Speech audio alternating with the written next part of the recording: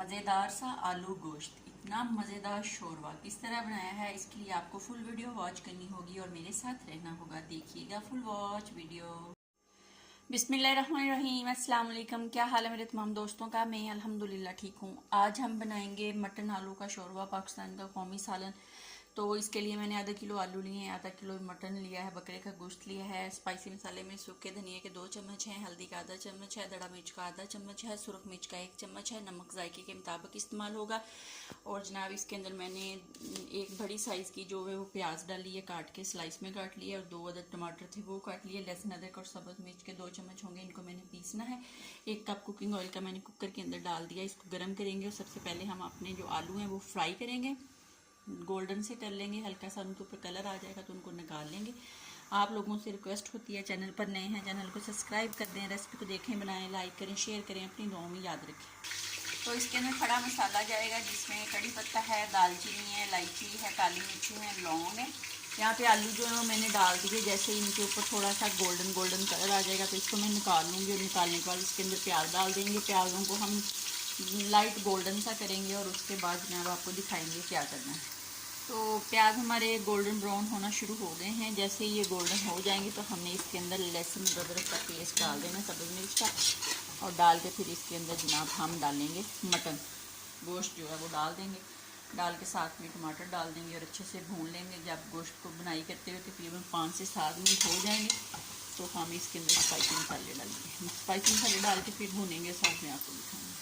तो यहाँ पे गोश्त को मैंने 5 से 7 मिनट अच्छे से भून लिया है, टमाटर और प्याज और लहसुन अदरक के साथ। अब मैंने इसके अंदर तमाम स्पाइसी मसाले जो हैं वो डाल देने, डाल के इसकी तकरीबन 4 मिनट और बनाई करेंगे।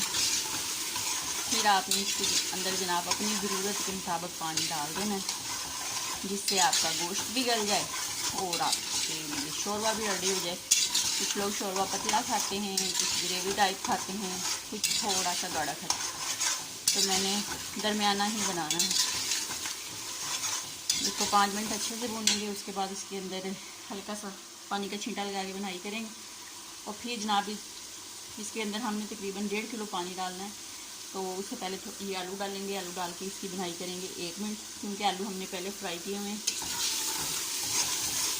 तो फिर इसको कुकर को हम लगा देंगे, वेट जब चलने लग पड़ेगा उसके 10 मिनट के बाद हम इसको खोल लेंगे तो हमारा मज़ेदार सा सालन बन के रेडी हो जाएगा। तो इसके अंदर गर्म मसाला और सब्ज़ मिर्चें डालेंगे। फाइनल लुक हम आपको इसकी दिखाएंगे। तो आपने कहीं नहीं जाना, मेरे साथ रहना है, वीडियो को वॉच करना है, लाइक करना है और जनाब चैनल को सब्सक्राइब कर देना। अभी से माशाल्लाह ये देखने कितना मज़े का लग रहा है।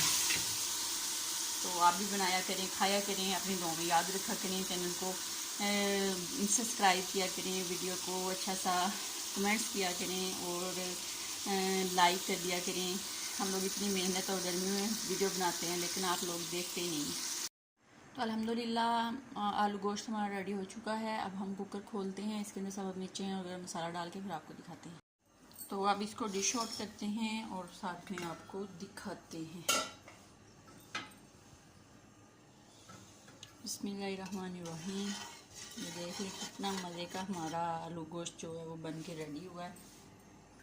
एक चमचा पहले विच पिया, एक सीरा हो दिता रहा, एनू तो कड्डो ही तरह। चलिए अब इसको जनाब अच्छे से डाल लेते हैं और फिर आपको दिखाएंगे हमारा मज़ेदार सा आलू गोश्त जो है वो बन के रेडी है। आप भी इस तरह बना सकते हैं और खा सकते हैं और इंजॉय कर सकते हैं अपनी लाइफ को, क्योंकि गर्मियाँ आ चुकी हैं बहुत ज़्यादा।